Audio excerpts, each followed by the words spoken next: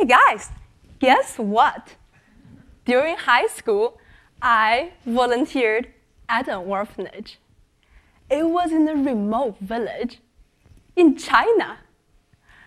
I worked on my tan, I saw some extreme poverty, and I took bucket showers. It wasn't all that bad because the people gave us the best food and the best facilities.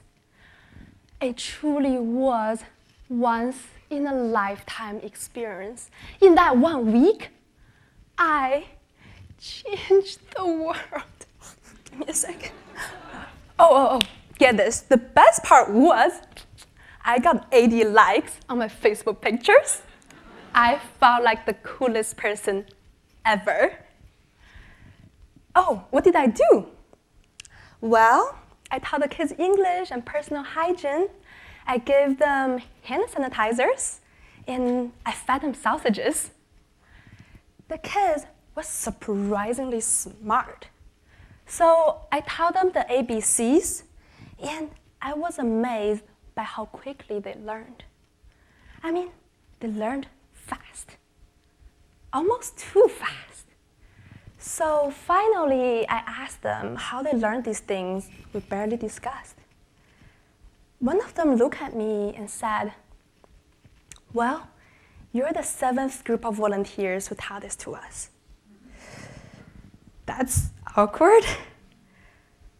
I was dumbfounded. The truth was, our trip was the farthest thing from service. It was not only worthless, but damaging. Neither the kids nor the orphanage said anything sooner because we were free volunteers. Of course, they'll accept whatever we teach.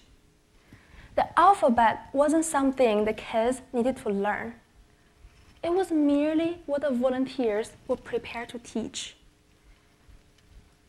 Our service had little, if not negative impact on a small town. We took away local jobs, and we used the orphans just to get likes on Facebook. I have never felt worse. That is, I had never felt worse until the kids asked me, when are you coming back again? I didn't know what to respond because I never thought about coming back. What does I tell them? That it was supposed to be a once-in-a-lifetime opportunity to experience poverty? That I already put it on my resume. Thanks, I'm good. So I got home, my dad asked me what I had done. And I was asking myself the same question. What have I done? Our service at the orphanage was just like the hand sanitizers we taught them how to use. We cleaned the dirt off the surface, yet we left everything essential unchanged. We weren't looking at the bigger picture that involves policy or culture. We weren't aiding development. What we were doing was aiding inequality and perpetuating the cycle of poverty. And the poor kids, they're probably still being taught the ABCs. The society of this remote village is a victim of volunteerism. And it's not an isolated incident. In the past decade, about 1 million Americans volunteered internationally every year. International service is advertised as a way to give back, alleviate poverty, and build global citizenship. But if approached with ignorance, our best intentions are transformed into something wasteful, unethical, and even harmful. So today, I want to share with you 3 things about international service. First, service is not a transaction. Second, service does not mean saving the world. And third, service requires respect. like many well-meaning volunteers who go to developing countries to teach English. I knew nothing about the place before going. I even knew nothing about teaching English. But I went anyway because I wanted to have this noble feeling about myself. But I've realized that I've treated the service as a transaction, an exchange that buys me the right to continue my first world life. But I've also realized that the damage I've done is too high a price for my delayed insight that I shouldn't have been a volunteer in the first place. And it's also incredibly hypocritical and self-deceiving for me to define something I want to do to make myself feel good as helping or a sacrifice. Secondly, service does not mean saving the world. Shallow compassion and mere good intentions are damaging our service work. We believe people in the developing countries want our help. We put ourselves in the role of saviors, idealistically thinking that we can save the world in 1 week. There are countless number of agencies that send volunteers to Africa, Latin America, and Asia. And the advertisement usually sounds very appealing to volunteers' emotional concerns. Looking for a life-changing opportunity to make a difference in the lives of the underprivileged? Want to express your love, care, affection for those who are less fortunate? Come to Jamaica and have the time of your life. But good intentions are not enough. Our emotional and humanitarian concerns seem to shift our focus on input rather than impact. So what happened to our surveys and donations? Thanks to orphanage tourism, foreign arrivals in Cambodia has doubled in the past 8 years. And it's not a coincidence that in the same period, the number of orphanages has increased by 75%. Yet, many of these tourists don't realize that 71% of these children still have living parents. These children are forced to separate from their families to elicit donations. And oftentimes, they're subject to abuse and exploitation. Another vivid example of the harm volunteers have done is that at a building construction site in Costa Rica, one group of volunteers come, erect the building, and they leave. Then the organization destroys this building and has another group of volunteers start all over again. A blinded savior's mindset hinders us from detecting what goes on behind our service.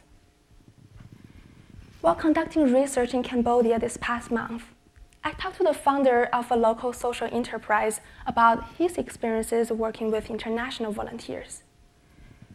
His response really surprised me. He said, "It was the worst experience I've ever had." He then explained to me that these volunteers were there for 5 months, but they knew nothing about Cambodia, its culture, or its language before they came. Despite the fact that all these volunteers had graduated from top business schools in France, their lack of understanding of his organization's goal and the local people surrounding it made them essentially useless.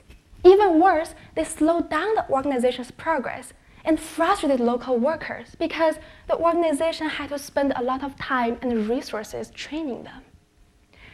They went back home disappointed because they didn't feel like they were helpful. This is an example of the all too common scenario in which volunteers enter a project ill-prepared, somehow believing that their mere presence can make a difference. They surely intended well, but think critically. Ask yourself before going, how can you actually make a difference? Lastly, service requires respect. Many volunteers tend to impose their values and beliefs onto others who don't share the same. My friends who just completed service abroad remarked that they saw some extreme poverty. So I asked, what does extreme poverty look like? One of them said, well, in the village where I served, it was really sad because the parents have to leave for work 4 a.m. in the morning. The kids sit at home by themselves all day, and they had to walk very far away to get clean water. I was a little confused, to be honest, because she made me feel like my life should be sad. When I was little, my parents worked really hard to afford my education. They rose early, came back late, and spent some of the nights at their workplace. They spent every possible moment with me, yet for the most part, I was still by myself. We also have to walk 15 minutes away to take showers. That experience allowed me to become independent since an early age and taught me the value of hard work. It continues giving me passion for life, and I never thought of it as sad. We oftentimes overlook and fail to appreciate the complexity and the richness of other cultural values, moral systems, and even just different ways of living. What we need is deep, heartfelt respect that comes from understanding. So I offer you 3 pieces of advice to take home. First, check your motives. Ask yourself why you want to serve abroad. And please make sure you think carefully and make educated decisions. We must acknowledge our powerlessness, unawareness, and incapacity to do the good which we intend to do. But I also strongly believe that each one of us can do amazing things in this world, and one person can make a difference. So my second piece of advice is educate yourself. Learn about international development, the culture, the economics, and the politics of the place where you would like to help. Your learning will eventually become service when you start to understand yourself and the world better. And lastly, understand and respect people around you. Right around you, people at your school, at work, and those in your neighborhood. Have a conversation with those who seem to be different than you. Understand and respect those around you, so you might understand and respect those of other countries. I am not here to discourage you from volunteering or giving donations, but I am here to urge you to think critically about what you do, both good and bad. Be educated because you can. Think from others' perspectives. Give with knowledge.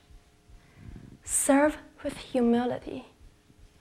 Continue loving and caring, and that's how you will change the world. Thank you.